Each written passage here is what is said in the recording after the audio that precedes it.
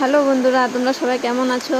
তো আজকে সকাল সকাল স্নান টান করে তারপর পূজা ঘরে চলে গেলাম। পূজা টুজা দিয়ে তারপরে একবারে সেটা রান্নাঘরে চলে যাব, রান্না বসিয়ে দেব। সকালের খাওয়া দাওয়া হয়ে গেছে, সকালের টিফিন বানানো হয়ে গেছে, তারপরে স্নান করে পূজা দিয়ে দিলাম।